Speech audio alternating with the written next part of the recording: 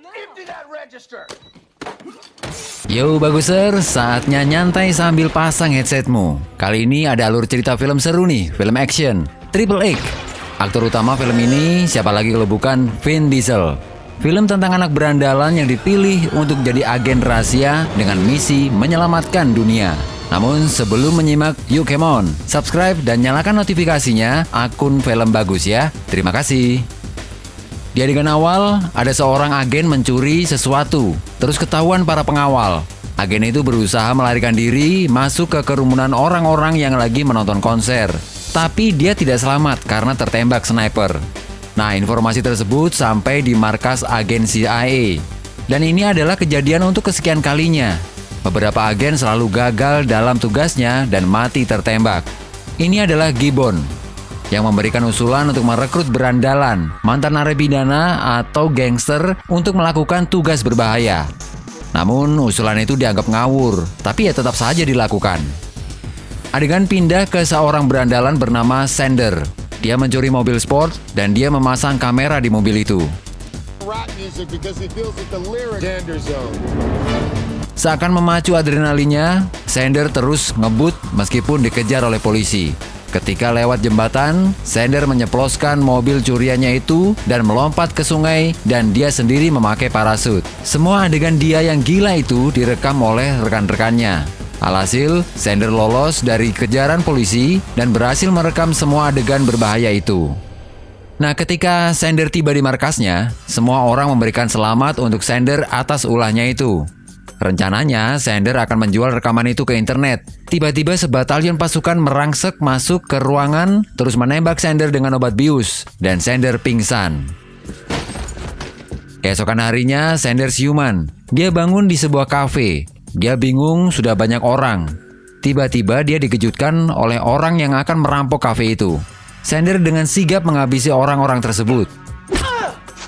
Ternyata adegan perampokan itu hanyalah sebuah tes untuk Sander sebelum direkrut sebagai agen rahasia CIA. Sander masih bingung tes apa ini. Kemudian dia ditembak lagi dengan obat bius dan pingsan lagi. Ketika siuman, dia sudah berada dengan dua orang lainnya dengan naik pesawat militer. Sander dan lainnya dijatuhkan ke sebuah daerah negara Kolombia.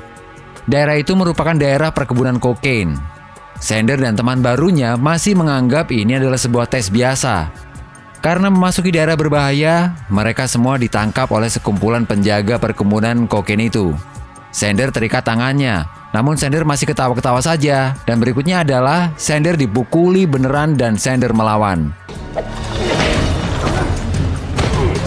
Namun seketika itu juga ada helikopter polisi Kolombia memberondong senapan dan membakar perkebunan tersebut. Sander mencoba melarikan diri sambil menolong seorang temannya yang tertembak.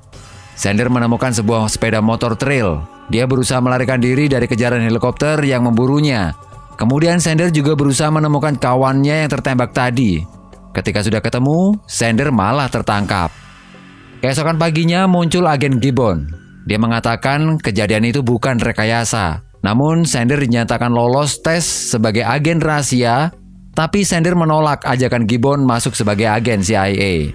Gibbon mengancam Sander jika menolak, maka Sander akan dijebloskan ke penjara tanpa diketahui kapan dilepaskannya. Ya, akhirnya terpaksa deh Sander menerima tawaran dari agen Gibbon ini. Gibbon mengirim Sander ke Praha, Ceko. Dia bertemu dengan polisi lokal yang bernama Zova. Menurut Zova, sudah banyak agen Amerika yang mati di sini. Namun Sander tidak takut sama sekali. Kemudian malam harinya, Sander menuju sebuah klub malam, di mana dia akan menemui pimpinan mafia incaran Amerika bernama Yorgi. Dengan santai, Sander masuk menemui Yorgi. Sander berdalih dengan mengatakan dia mau membeli mobil yang langka. Yorgi tidak percaya dengan perilaku Sander. Namun, Sander ternyata orang yang banyak dikenal karena video-video yang ia buat. Akhirnya Yorgi percaya. Nah, di klub itu juga ada nama cewek tangan kanan Yorgi bernama Yelena. Yelena memberikan nomor rekening untuk pembelian mobil. Di pagi harinya, Sander menerima perintah untuk menemui agen Amerika yang di sana. Kemudian dia memberikan persenjataan canggih pada Sander. Hari itu juga, Sander menuju garasi mobil yang akan dia beli. Dan transaksi akhirnya dilakukan Sander. Yorgi semakin percaya dengan Sander ketika hendak mencoba mobil yang ia beli, tiba-tiba ketahuan ada polisi yang mengintai pembicaraan mereka. Sander dan Yorgi mengejarnya. Sander memakai pistol barunya yang bisa dirubah menjadi mode peluru bius. Sander menembak polisi lokal Praha tersebut yang ternyata adalah Zova. Yorgi semakin percaya dengan Sander. Kemudian Yorgi mengundang Sander pesta pora di sebuah rumah bak istana semalam suntuk. Nah, pagi harinya, Sander justru memergoki Yelena sedang menyelidiki sesuatu. Yelena kaget karena ketahuan Sander dan kemudian mengaku kalau dia adalah seorang agen. Sander mengajaknya makan siang. Yelena bercerita semua tentang misinya mendekati Yorgi. Yorgi membutuhkan banyak uang untuk banyak ilmuwan yang sedang mengembangkan sesuatu. Tiba-tiba, Yelena mendapatkan telepon yang memberikan informasi bahwa Sander adalah agen Amerika yang menyamar. Dan saat ini ada sniper yang menunggunya di luar restoran. Yelena memberitahukan Sander mengenai hal tersebut dan Sander mencari akal untuk lolos dan kemudian Sander memukul Yelena dan pergi dari restoran. Dia berhasil lolos dari sniper yang mengincarnya, tapi kemudian Sander disergap agen lainnya untuk dibawa menghadap Gibbon. Gibbon mengatakan penyamaran Sander sudah ketahuan, maka misi sudah selesai. Gibbon sudah mengetahui bahwa Yorgi sedang mengembangkan senjata biologis untuk menghancurkan banyak negara. Namun Sander tidak mau pergi. Sander ingin menyelamatkan Yelena. Gibbon tidak mau tahu, pokoknya Sander harus pulang ke Amerika. Malam harinya, Sander ternyata mencoba menyelinap markas Yorgi. Sander memasang bom tempel di beberapa mobil dan kendaraan lainnya. Terus terlihat Yorgi dan Yelena masuk ke ruang bawah tanah. Mereka masuk di sebuah lab yang ternyata sudah banyak sekali ilmuwan sedang mempersiapkan sesuatu. Dan memang para ilmuwan itu sedang berhasil menyempurnakan sebuah mesin dan senjata biologis yang sangat mematikan. Mereka merayakan keberhasilan temuannya itu. Ironisnya, kemudian Yorgi dan pengawalnya keluar ruangan dan langsung meledakkan salah satu roket biologisnya. Dan boom! Semua ilmuwan tersebut mati terkena senjata bikinannya sendiri. Yelena menangis menyaksikan itu. Sementara itu, Sander menyelinap memasuki lorong bawah tanah. Dia melihat semuanya melalui teropong tembus pandangnya. Sander kemudian berusaha menyergap pengawal yang berjaga. Dan perkelahian terjadi. Alarm berbunyi, kemudian Sander melarikan diri dengan sepeda motor trail. Pasukan Yorgi mengejarnya dengan tembakan demi tembakan. Dan kemudian Sander meledakkan semua kendaraan di markas Yorgi. Sander yang berhasil lolos kembali ke kamarnya. Dia sudah ditunggu Zova. Ternyata Zova berkhianat dan akan membunuh Sander. Beruntung tiba-tiba Yelena datang menembak Zova. Yelena menjelaskan bahwa dia merupakan agen intel dari Rusia. Mereka menyusun rencana untuk menghentikan Yorgi meluncurkan senjata biologisnya. Sander mendatangi kepolisian Praha dan menyusun rencana menghancurkan markas Yorgi. Akhirnya dengan menumpang pesawat, Sander memulai aksi akrobatiknya.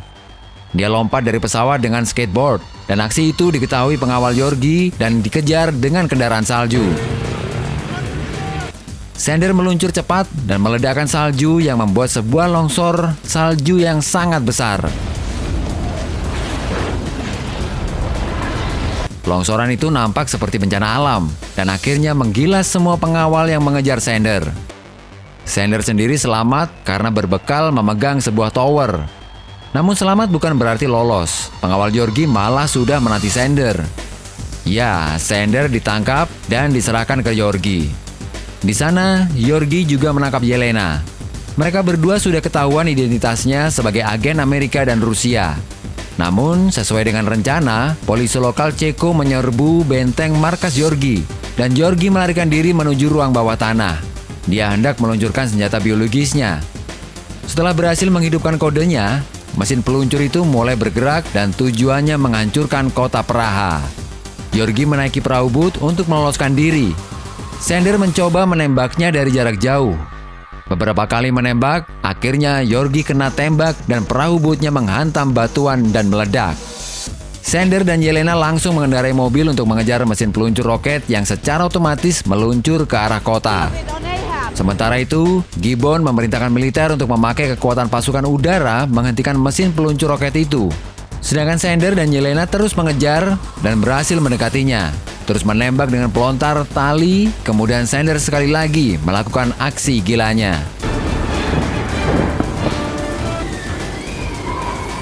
Sander berhasil berada di atas mesin dan berusaha mematikannya. Namun kemudian roketnya secara otomatis akan meluncur. Sander berusaha keras untuk membalikkan luncurannya. Bersamaan dengan itu, pesawat tempur yang diperintahkan Gibbon sudah siap untuk menembak. Namun Gibbon membatalkannya. Mesin berhasil dibuat masuk ke dalam air dan meledak di sana. Sander pun terpental. Akhirnya Sander selamat dan muncul ke permukaan. Yelena pun senang dan perjalanan Sander berakhir dengan liburan di pantai. Oke Baguser, ini salah satu film keren dari Vin Diesel. Nanti kita upload lagi film keren lainnya ya. Tinggal Anda subscribe dan nyalakan notifikasi akun Film Bagus. Terima kasih.